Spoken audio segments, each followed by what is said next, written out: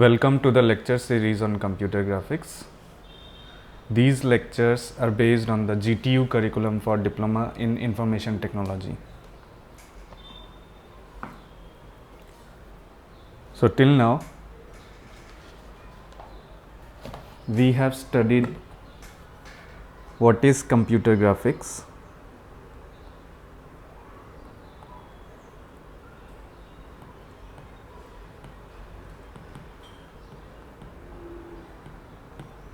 in that we have seen the overview,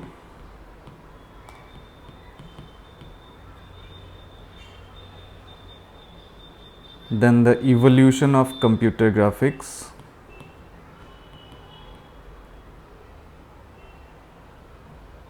from the 1950s till the 2000s.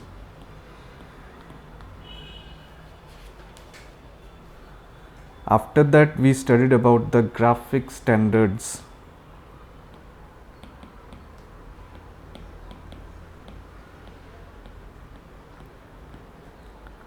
such as graphics kernel system, then programmer's hierarchical interactive graphics system, and Figs Plus.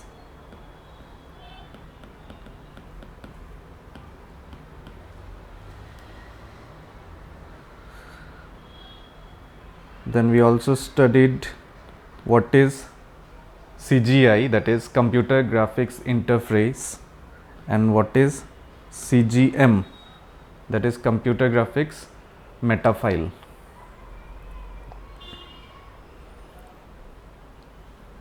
After these topics were covered, we covered what are the applications of computer graphics in our real life. So if you remember, we studied about image processing, then entertainment. In entertainment, we have seen movies and games built with computer graphics. Then we have seen computer aided design, scientific visualization,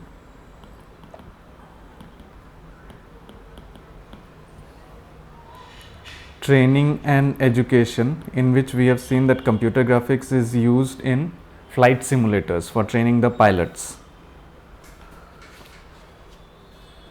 Then e-commerce, we discussed how e-commerce uses computer graphics. For example, I gave the example of Lenskart, where you can go and try different frames sitting at your home. Then how in computer art graphics is used. This is just a recap of what we have learned till now in this course. Then we saw the application of graphics in GUIs, that is graphical user interfaces. After that, virtual reality,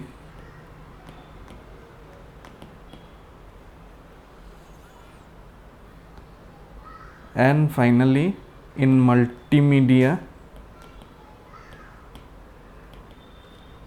and advertisement. So multimedia means, if you remember, any combination of two or more different types of media, for example text, video, audio, animation, etc. Alright, so we have done up to this in our previous lectures. In today's lecture, we are going to study about scanning systems.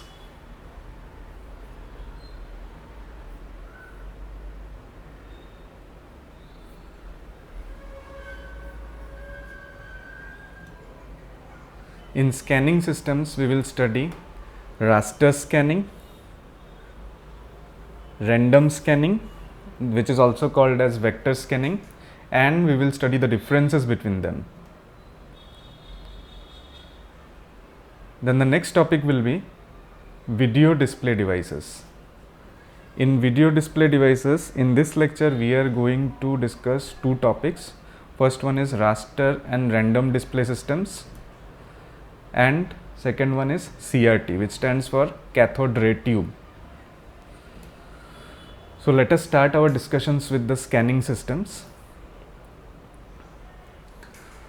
The scanning is defined as the action or process of producing images from various things such as text documents, photographic film, photographic paper, or other physical objects. This is the definition for scanning. What do we mean by scanning? And the scanning systems have two different categories mainly. One is raster scan and the second one is random scan, which is also called as vector scan. Let us first discuss what is raster scanning.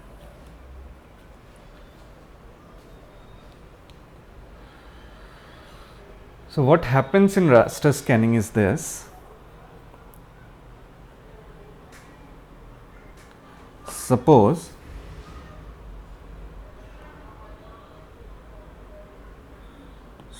this is our monitor or display.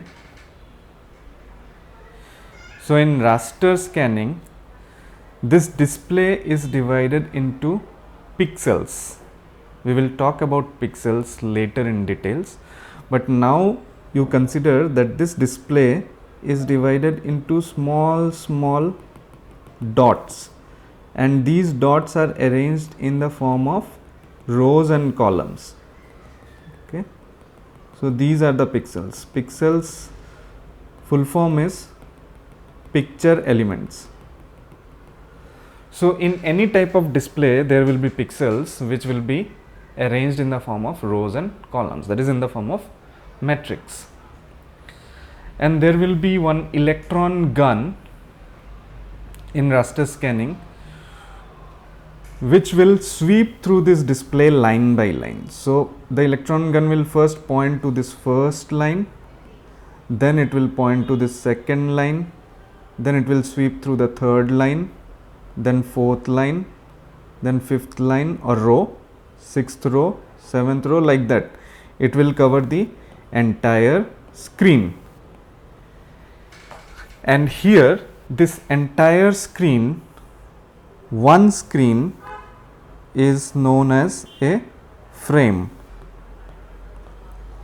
So when the electron beam sweeps from this top left corner to this bottom right corner, this is known as covering one frame. Okay.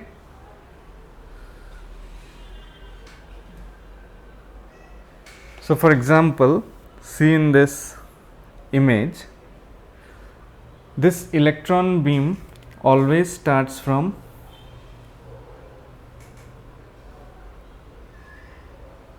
let me draw the monitor or display once again. So this electron beam always starts sweeping from this corner, that is the top left corner, and always ends here, that is the bottom right corner.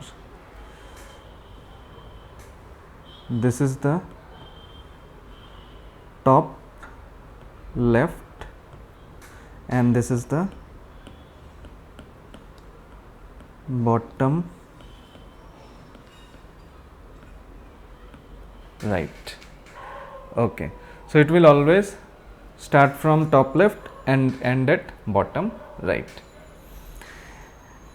Now suppose the task is to draw this figure on the screen, that is A.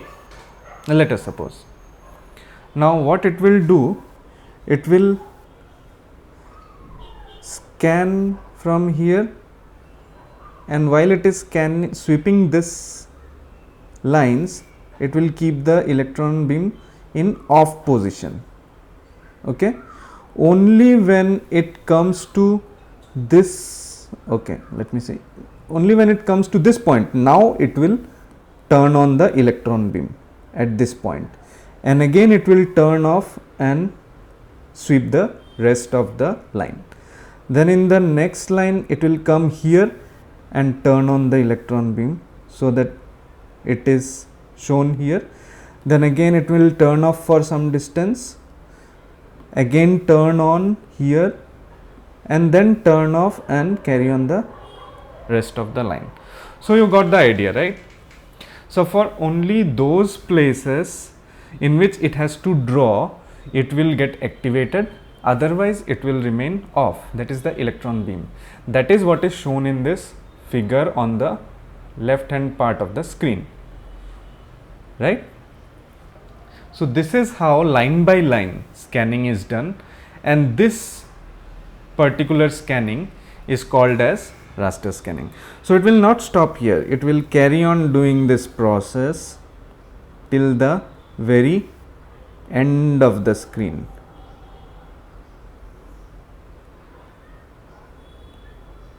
So only at those portions where it has to draw, it will turn on, otherwise it will remain off. So the green portions are off and the blue portions are on, and it will carry on till the very end of the screen.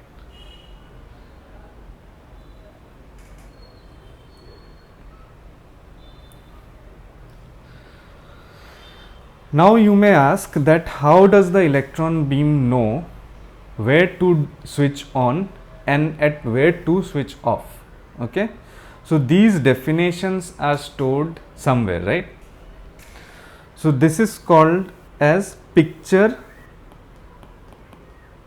definition, and it is stored in some file. I'll tell you. So this picture definition is stored in a memory area which is called as, so suppose this is your memory, right? That is the RAM, and some area of memory is reserved for storing the picture definitions, and this particular area is known as frame buffer.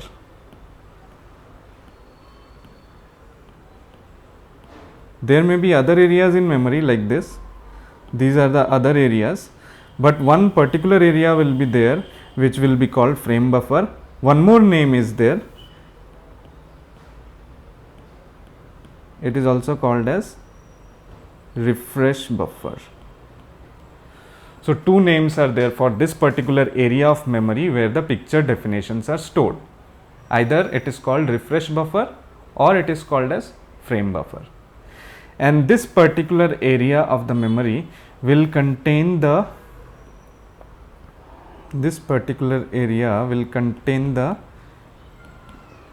intensity values for the entire screen.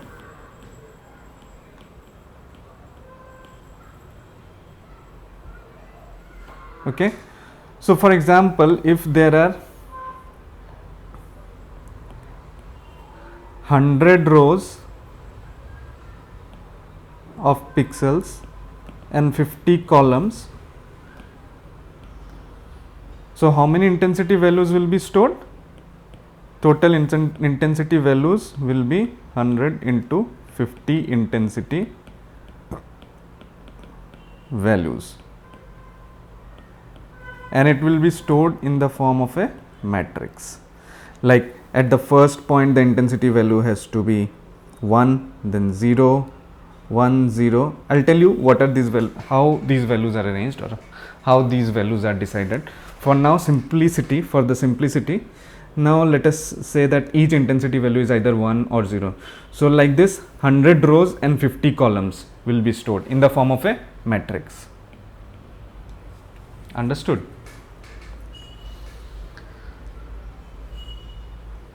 Now when the display wants to show this picture, these are stored in the form of binary values, and when it wants to store when it wants to display this picture, it will take it from the frame buffer and it will display it in the monitor.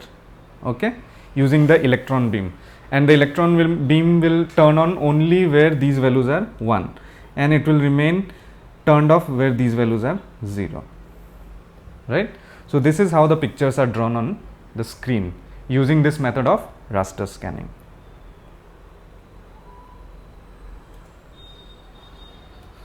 Now let us talk about pixel. What is a pixel?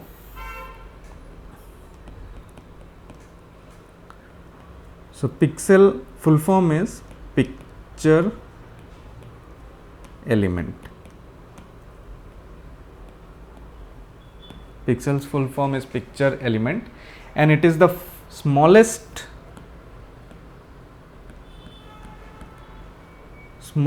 unit or display unit.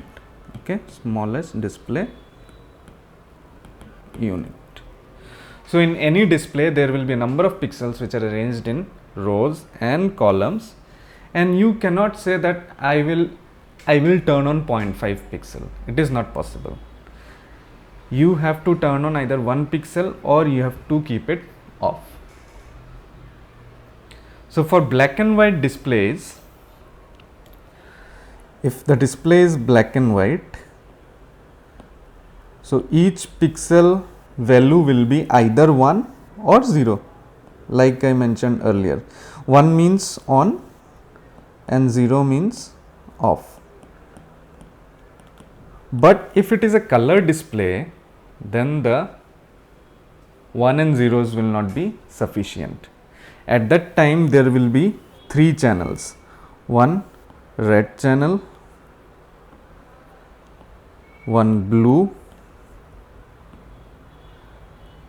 and one green, and together it is known as RGB. Okay. So by mixing these 3 primary colors, all the other colors are produced on the screen. So in this case, how many bits will be needed? So generally for each of these, for example for red 8 bits are used, for blue separate 8 bits are used, and for green separate 8 bits are used. So in total 24 bits are used for each pixel position, each pixel. Like in black and white, I said for each pixel only 1 bit is used. If it is black and white, each pixel 1 bit. And for color, each pixel there will be 24 bits. See the difference, huge difference it is.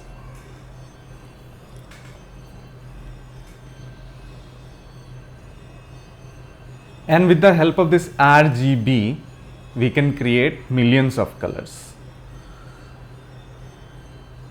So these intensity values in case of RGB, each pixel will be 24 bits, and if we see the individual colors, each color intensity will be between 0 to 255. Okay. So at a particular pixel, R may be 0, G may be 0, B may be 0, and at some other point R may be 255, G 255, B 255. So this is the setting for one pixel, this is the setting for some other pixel. So what you have to tell me is, if a particular pixel has R, G and B, all 3 zeros, what will be that color? You have to find out. And if all 3 are 255, that is maximum value allowed, what will be the color in this case? So this is your assignment. You have to tell me, you have to find out and tell me. So till now we have studied about raster scanning. So we studied that how in a raster scanning display the electron beam will sweep line by line, one line at a time. It will start from the top left corner, go on sweeping line by line and in between it may turn on and it may turn off, and by that it will draw the patterns on the screen or images on the screen. And how it will know where to turn on and where to turn off? These things are stored as picture definitions in a particular area of memory known as refresh buffer or frame buffer. Okay. Then we studied what is a pixel and how the intensity values of the pixels are stored. In case of black and white, only 1 bit is needed for each pixel, and in case of color, 24 bits are needed for each pixel. So let us go ahead.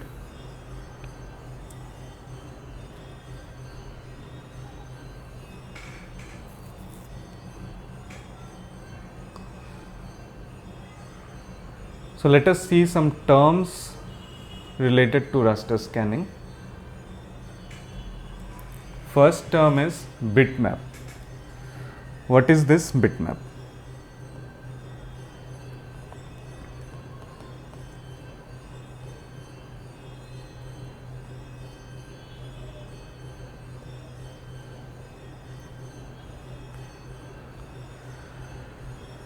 So for a system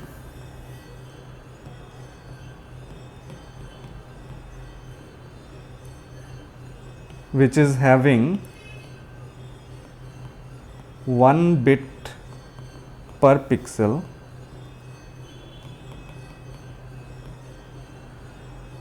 then its frame buffer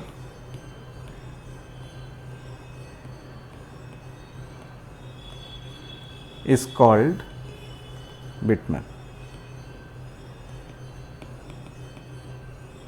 So like we have discussed, that means bitmap is the frame buffer of a black and white system, right? Then the second term is pixmap. So in this case, what will be the definition of pixmap? Very easy. So for a system which is having multiple bits per pixel, in that case the frame buffer or the refresh buffer is termed as pixmap. So that means in the case of a color display, the frame buffer or refresh buffer is called pixmap. Then the third term is refresh rate. What is the refresh rate and why do we need it?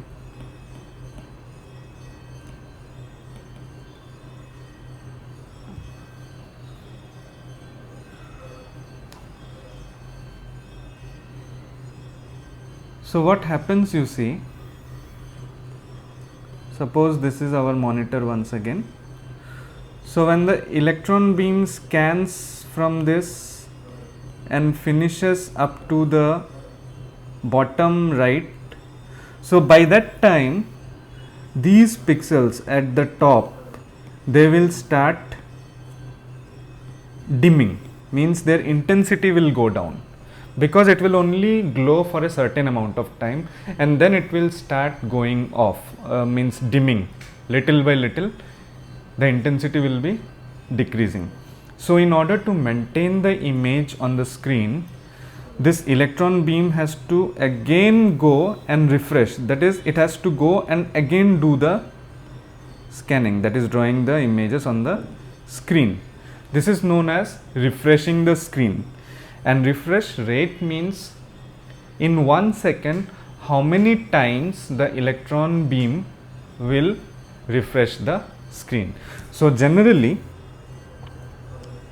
the refresh rate varies between 60 to 80 frames per second. So in 1 second, you just imagine how fast the electron beam works. 1 second it will draw the entire screen 60 times or 80 times depending on the refresh rate. Okay, and the unit of this refresh rate is hertz. because it is like frequency. So if the electron beam draws the screen 60 times in a second, then it will be called 60 hertz. If it draws it 80 times in a second, it will be called 80 hertz. And in place of hertz, sometimes it is also called or it is also termed cycles per second. Both are same. Okay. Then the next term is horizontal retrace and vertical retrace. These two I will show you in the next screen. And one more term is there, interlacing, which I will explain just in a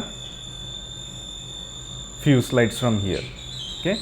First of all, let us understand what are horizontal retrace and vertical retrace. So what happens, let me draw the monitor once again. Okay. So suppose the electron beam started sweeping from this portion.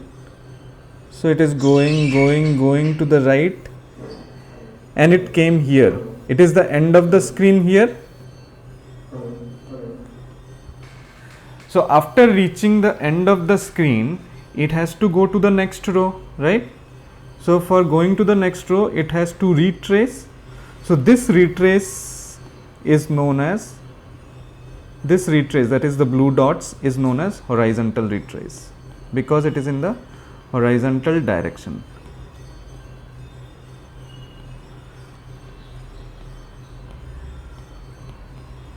Again I am explaining.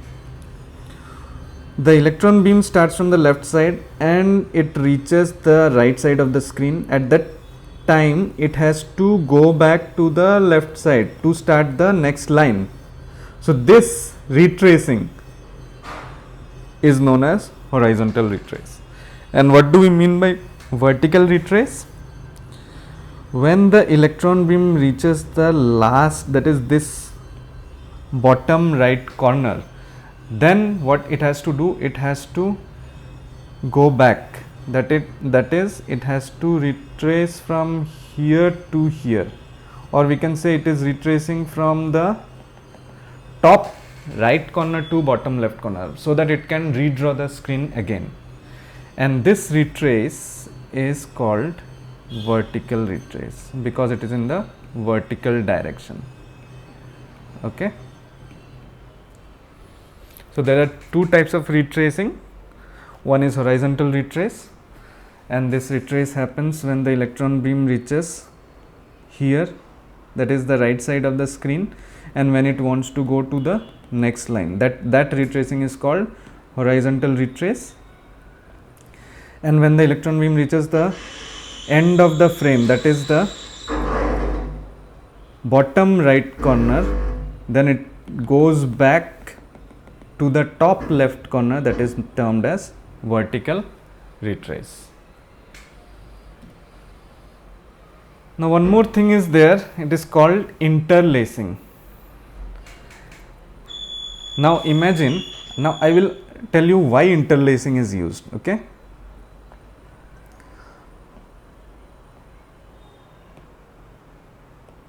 So the electron beam, what it has to do, it has to go by line, right? So this line by line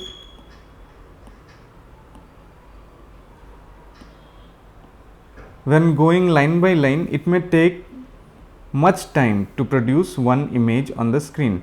So one shortcut is there, and this shortcut is called interlacing. So in this shortcut, what happens? The electron beam will not go line by line. What it will do? It will skip some lines. Okay. So what it will do is, let me redraw. So in the first pass, what it will do, it will just scan the odd lines, that is the first line, then it will skip the second line, go to the third line, then skip fourth line, go to the fifth line, skip sixth, go to 7, like this. So it will skip some lines in the first pass, then it will go back and redraw these lines in the second pass. So what is the benefit of this? Benefit is that the image will appear on the screen faster, and this is known as interlacing. And the gap between these lines are so small that we don't even recognize that it is being interlaced. Okay, and the electron beam works so fast that we don't recognize. It is done for improving the speed of the appearance of image on the screen. Okay, so this is the end of discussion for raster scanning. Now let us discuss about random scanning. What do we mean by random scanning? Random scanning is also known as vector scanning. So remember, in raster scanning till now we have been discussing that it will go line by line, line by line. Every time I am repeating that it will sweep line by line, starting from the top left to the bottom right. But in vector scanning it is completely different. So how it is different? Let me draw the display once again.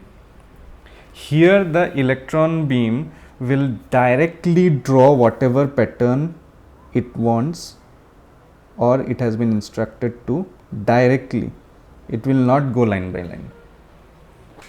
If it has to draw A, it will directly go to this position, start drawing this stroke, then this stroke, then this. That's it. That's it. It will not waste time anywhere else on the screen. Simply it will do its task, whatever it has been told to do.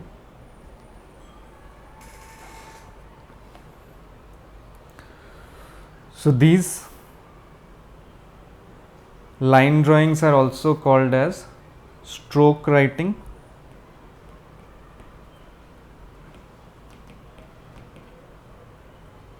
or calligraphic displays.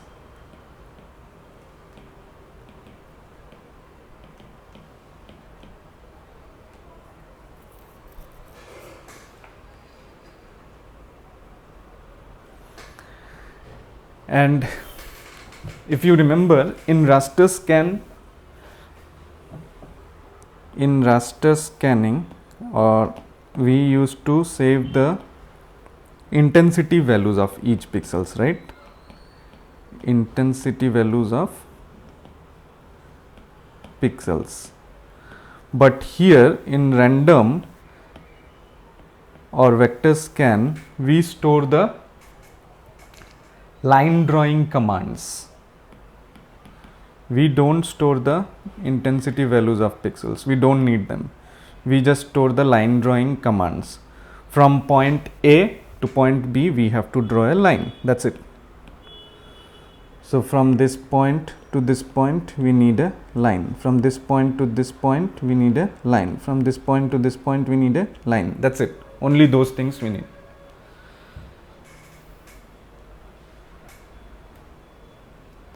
And in case of raster scanning, we used to store this where? The intensity values in the frame buffer, right? Frame buffer was also called as refresh buffer. And here we will store the line drawing commands in a memory area which is called as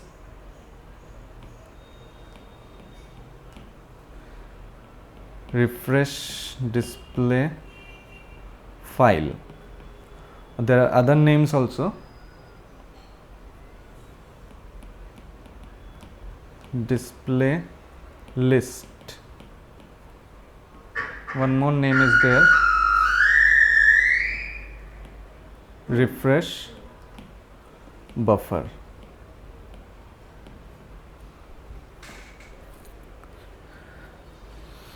So in case of raster scan, it was called frame buffer or refresh buffer, and in case of random scan, it is called refresh display file or display list or refresh buffer. And to display the picture, the system goes through the display file and draws each component line.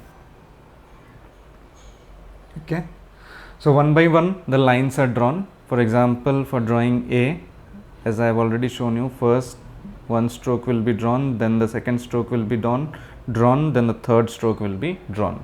And after these three are completed, then again the first stroke will be redrawn, second stroke will be redrawn, third stroke will be redrawn. Why redrawn? Because as we discussed earlier in raster scanning, these whatever is drawn on the screen, as the time passes, it will start diminishing. That is, the intensity will start decreasing. So to keep it steady on the screen, it has to be redrawn. Right? So here in this figure you can see that the electron beam is directly drawing this triangle. It is not going anywhere else on the screen. Now let us discuss what are the differences between the raster scanning and random scanning. Okay, so the first difference is that if we use raster scanning, we will get somewhat less resolution, but in case of random scanning, we will get more resolution, more higher resolution. Why? Because the picture definition is stored as a set of line drawing commands. These are not intensity values, these are line drawing commands. Okay, from point A to point B I need a line, that's it. In case of raster scanning, we will get zigzag lines. Okay, but in case of random scanning, we will get very smooth lines. But the advantage of raster scanning is that it will produce more real looking pictures. Okay, so for example, if we want to display some picture of a landscape or of a person, then raster scanning will be the preferred scanning mode. While in random scanning, this realism is very difficult to achieve, because it is just a set of vectors. Like the difference between raster and random, you can understand. Raster scanning is just like working with Photoshop, that is images of the real world that has been taken by a camera, and you work in Photoshop on those images. And random scanning is more suited to like Illustrator, where you draw shapes, figures, and those shapes and figures, whatever you make it bigger, you zoom it, it won't get degraded. मतलब वो फटेगा नहीं कभी, that in random scanning, because those are vectors, those are commands, line drawing commands. From point A to B I need a line, तो वो कभी फटेगा नहीं. But raster scanning में क्या होगा? These are images, real world का कोई image लेके आप एकदम पूरा real दिखेगा वो, because you can vary the intensity values of each and every pixel. And one more advantage of raster scanning. So first 2 points are the disadvantages of raster scanning, and the next 2 points are advantages of raster scanning. So last point is that the raster scanning is cheaper. Cheaper, how cheaper? Because memory costs have gone down. Okay, so these raster scanning systems have become more cheaper as compared to random scanning systems. Okay, because raster scanning के लिए क्या होता है? Raster scanning, we need to store the intensity values of the entire screen in frame buffer. For that we need some type of frame buffer memory, special portion of memory. So as memory costs have gone down, so raster scanning systems are more cheaper as compared to random scanning systems.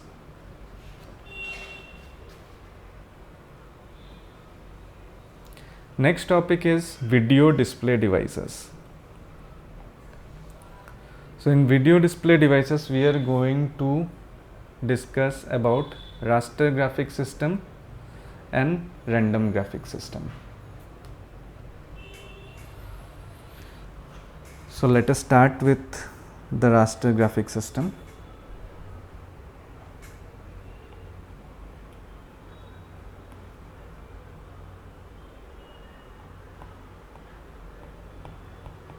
I will draw a simple architecture of the raster graphics system.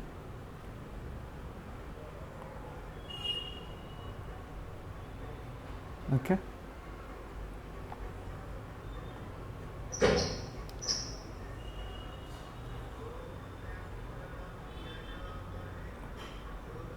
So one system bus will be there. This is the system bus, and this system bus interacts with the input output devices, and the system bus is also connected to the CPU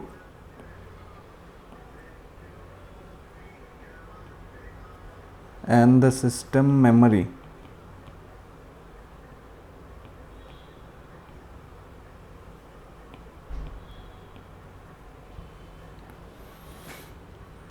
And here is our monitor.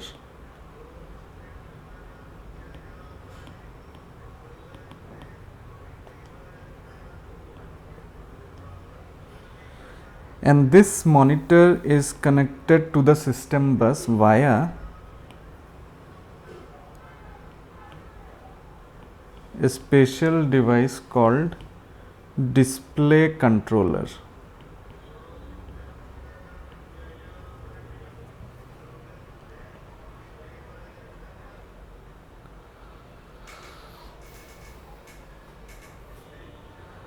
So this raster scan systems typically consist of several processing units, like the central processing unit CPU and a special purpose processor called the display controller or video controller. So this is the special purpose processor. This architecture is very simple, and the frame buffer will be here in the system memory. Okay, anywhere in the system memory, some portion will be reserved for frame buffer, and the video controller accesses the frame buffer through this system bus. So video controller goes to the system bus and accesses the frame buffer, okay, to refresh the screen, because the picture definitions are stored in the frame buffer, and this display controller will go and read it from this system memory and refresh the screen. Okay.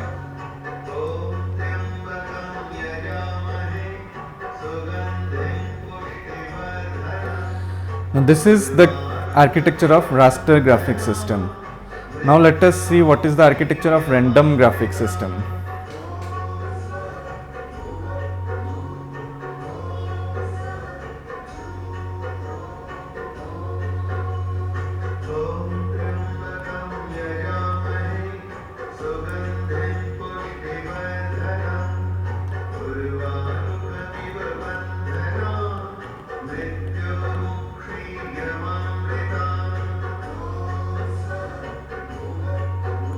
Random graphics system. So in random graphics system, similarly, one system bus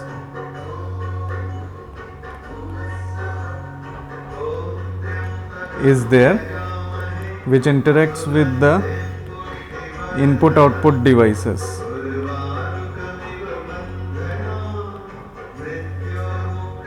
And the CPU is also connected to the system bus. Similar to the earlier architecture we have drawn. This is the system memory.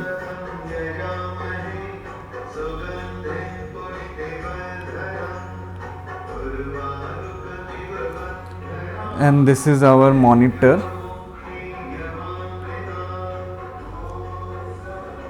This is our monitor. And this monitor is connected with a display processor, and this display processor is connected to the system bus. So in case of raster graphics, this monitor was connected through display controller, and here in case of random graphics, the monitor is connected through display processor. That is the only difference. And the commands, that is the line drawing commands, are stored in the system memory just like before, and the graphics commands in the program are translated by the graphics package into a display file stored in the system memory here. So whatever graphics command we give in the program, these are translated first into a display file which is stored in the system memory. And this display file is nothing but what we discussed here, no? Refresh display file. Okay, so this display file is accessed by the display processor from the system memory to refresh the monitor. Just the working of both these systems are somewhat similar. That is, the architecture wise it is similar, but conceptually they are different.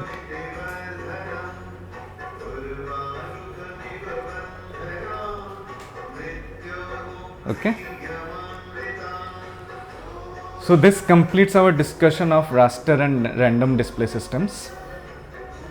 And our final topic for today is cathode ray tube, CRT monitors. Do you remember all those bulky looking monitors and televisions that we used to have earlier? So those are the CRT monitors, and they were bulky because of this electron gun that used to be there at the back of the monitor. Okay, so now you know the reason.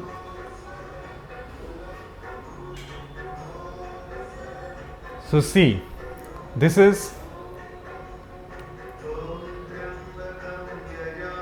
on the front side, there is a fluorescent screen which is coated with phosphorus, and on the back there is an electron gun. And when this electron gun is heated, it produces a beam of electrons, and this beam of electrons passes through all these systems. So this is the screen, this is the screen, and this is the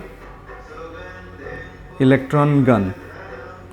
Okay, and when it is heated, when heat is given here, it produces a beam of electrons which goes and strikes the phosphorus in the screen, and when the electron strikes the phosphorus, that particular point glows, and that is how the CRT produces the images on the screen.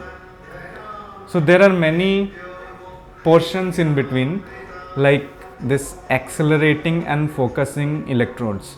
So the function of this accelerating and focusing electrodes is that if this portion is not present, then the electron beam will get scattered. It will not be focused to a particular point. To focus this accelerating and focusing electrodes are needed. And the control grid adjusts the intensity, whether it is low intensity electron beam or high intensity electron beam. So if it is low intensity, the brightness at that particular point will be low. If it is high intensity electron beam, then the brightness where it is going and striking the screen will be high. Okay, so this intensity, that is the brightness, is controlled by the control grid. The speed and the focusing is controlled by accelerating and focusing electrodes, and where it is going and striking the screen is controlled by the deflection system, that is the Y plates. Y plates will control whether it is going to the top or bottom or center, and the X plate will control where it is going to the left or right or center. Okay, and this entire arrangement is a vacuum. Okay, so that there is no resistance to this electron beam going and striking the screen.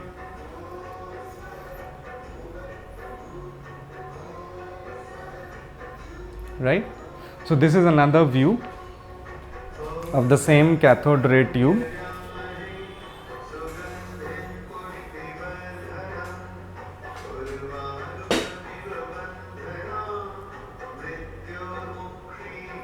So the cathode is used to emit the electrons. The control grid is used to control intensity of the electron beam. Okay.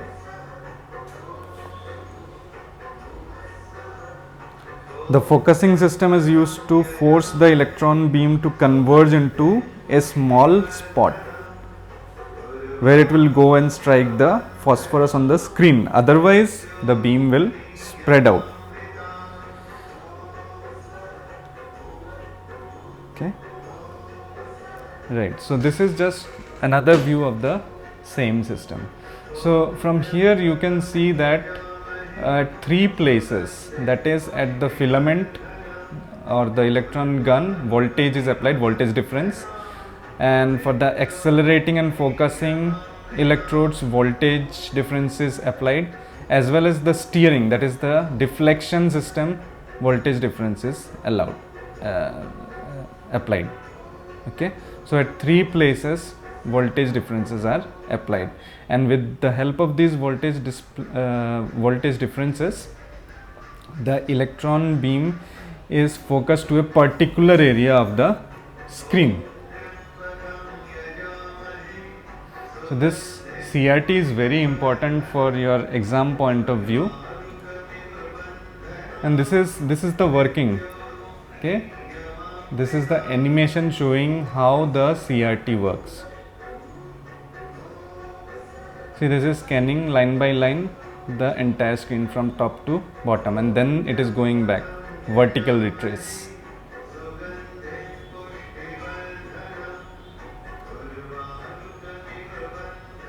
Okay. Now some terms related to CRT we will discuss.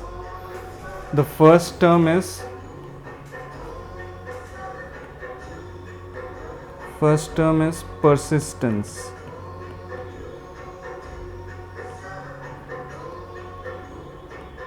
What do we mean by persistence? It is defined as the time it takes for the light to decrease its intensity.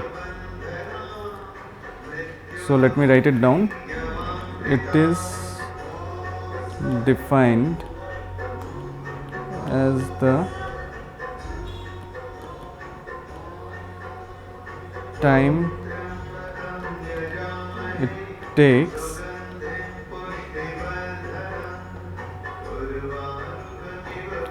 for the light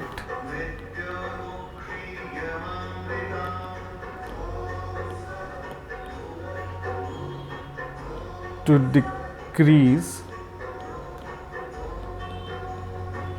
its intensity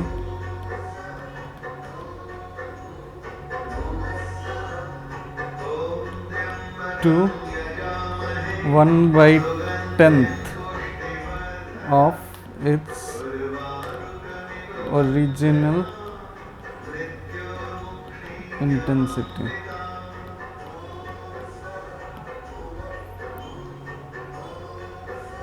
Okay, so for example, if the original intensity was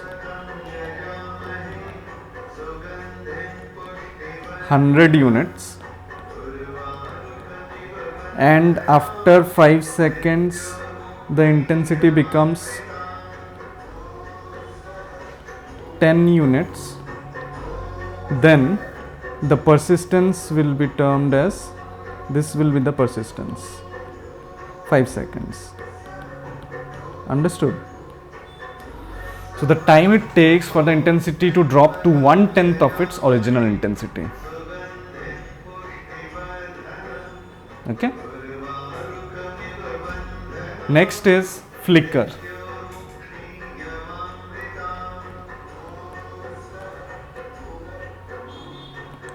Flicker is nothing but when the image keeps flashing continuously on screen, that is known as flicker. That is, the image is not stable, it is flickering, like the tube light sometimes flickers, no? That is because the electron beam keeps on redrawing the screen, so there will be some flicker.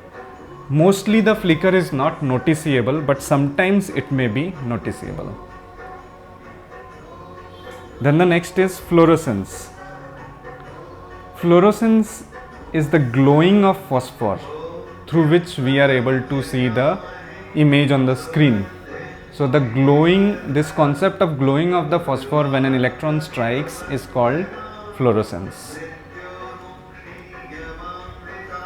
Then one more term is there called resolution. This resolution has many different definitions. One definition is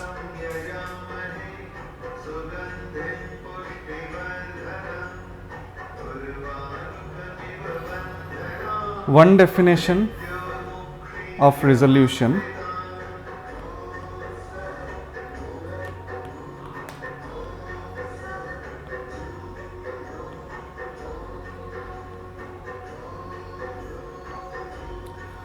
is the maximum number of points that can be displayed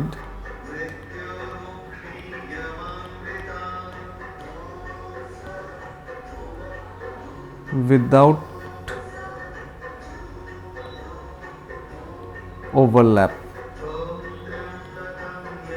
This is one definition of resolution. That is the maximum number of points on a screen that can be shown or that can be displayed without one point overlapping the other.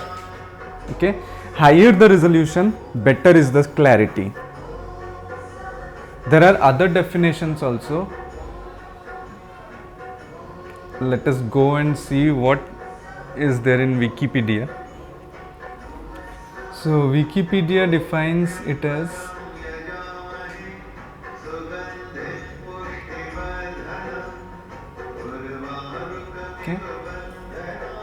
Wikipedia says that it is the width by height, that is the number of pixels.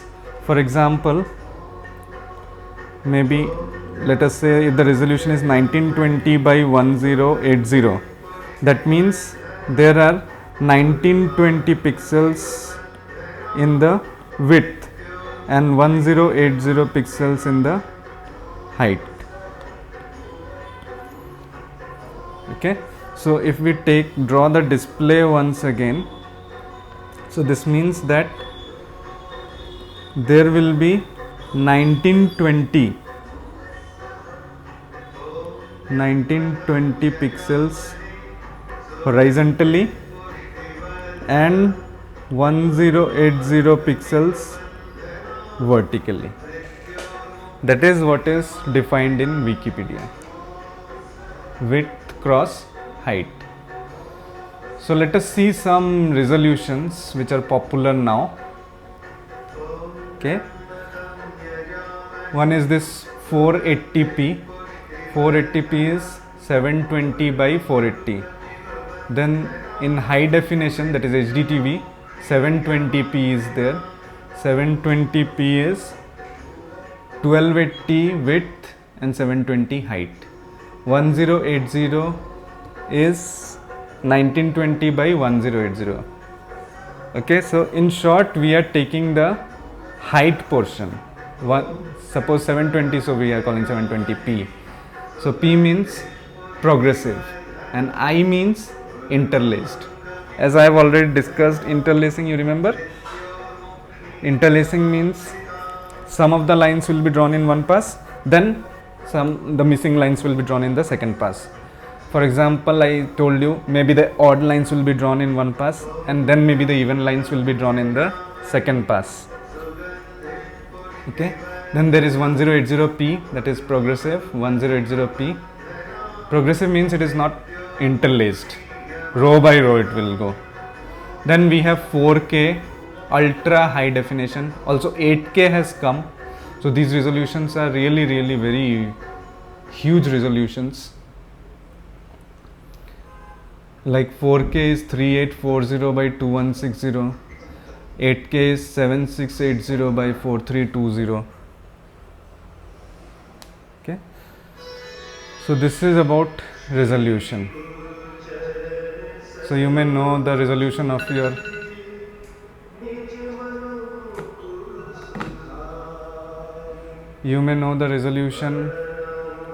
your screen, okay, mobile screens, or the resolution of the camera that is in your mobile, right? The last term related to CRT is aspect ratio. So what is this aspect ratio? This is also important along with resolution. These two terms are very important. Aspect ratio is defined as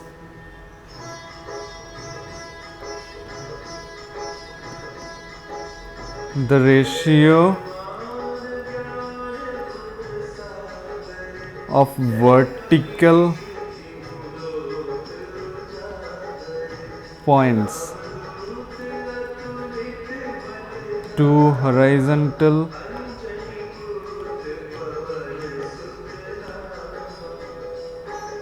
points necessary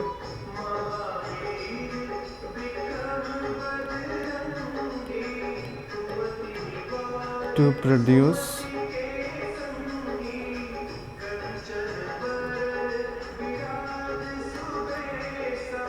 equal length lines is called the aspect ratio. Okay, there are many popular aspect ratios nowadays. For example, there is 16:9, then there is 4:3. So here let us see what is the definition of aspect ratio according to Wikipedia. So it is the ratio of width to its height. Okay.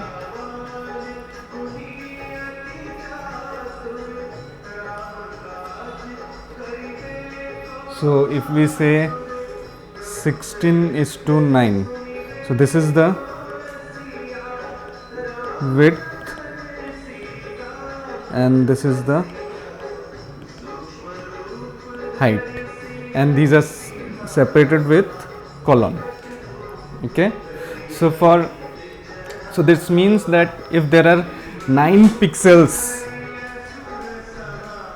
vertically, then for each 9 pixel there will be 16 pixels horizontally. That's it. That is the aspect ratio. Okay, some very popular aspect ratios are there, like for you may have seen in Instagram, 1:1 is the aspect ratio. 1:1, that is if there is 1 pixel, that is 1 pixel horizontally, then there will be 1 pixel vertically. So this produces a square image. This is very popular in Instagram. Then there is a standard 4:3 aspect ratio in TVs or other monitors.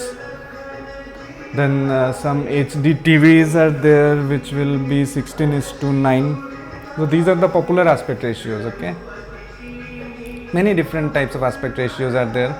Facebook, YouTube, Instagram, Twitter, every such platform will have their own aspect ratios. You can go and check those aspect ratios, right? So basically, resolution means the maximum number of points that can be displayed without overlap, or resolution means how many exactly how many pixels are there in the width and how many pixels are there in the height. And aspect ratio will say that in what ratio the pixels are there. It will not tell you the actual number of pixels, it will just give you the ratios. Okay.